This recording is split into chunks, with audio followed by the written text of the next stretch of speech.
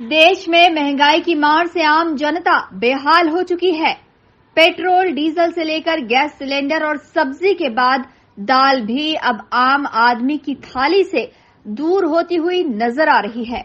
बाजार में तुअर और उड़द की दाल की कीमतें लगातार बढ़ रही हैं।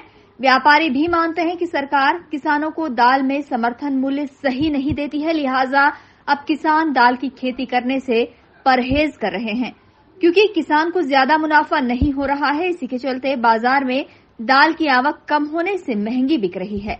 फिलहाल मिल से ये दाल 135 रुपए किलो से निकल रही है, जो बाजारों तक पहुंचते ही 165 रुपए किलो तक हो जाती है।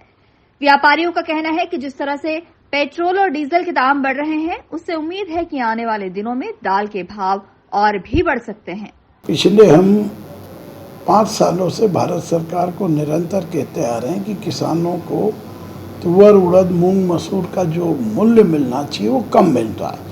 अब जब किसी वस्तु का मूल्य कम मिलता है, उसमें मेहनत ज़्यादा होती है, उत्पादन कम होता है, मजदूरी ज़्यादा लगती है, खर्चा ज़्यादा आता है, तो उस परिस्थिति में किसान उस वस्तु से मुंह मोड़कर अन्य उस वस्तु की तरफ डाइवर्ट हो जाता है जिसमें उसको कम खर्चा आए और अधिक लाभ हो।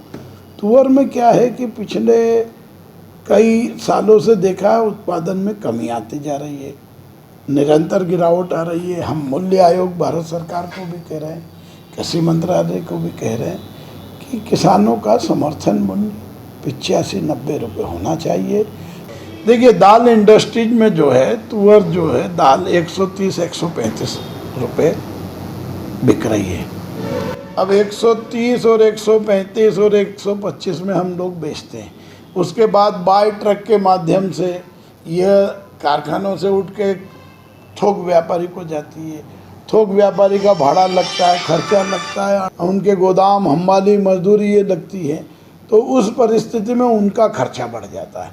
फिर थोक व्यापारी रिटेलर को देता है, तो रिटेलर वहाँ से अपने लेके जाता है, उसको लगेज लगता है, उसको मजदूरी लगती है, उसको ट्रांसपोर्टेशन लगता है, तो उसका भी खर्चा बढ़ जाता है। तो वो बाज़ार में लगभग हमारे यहाँ से जाने के बाद 30 से 35 रुपये कीमतों में 2-3 हाथों में डाइवर्ट होने से, परिवहन भाड़ा लगने से, मजदूरी लगने से वो बढ़ जाता है।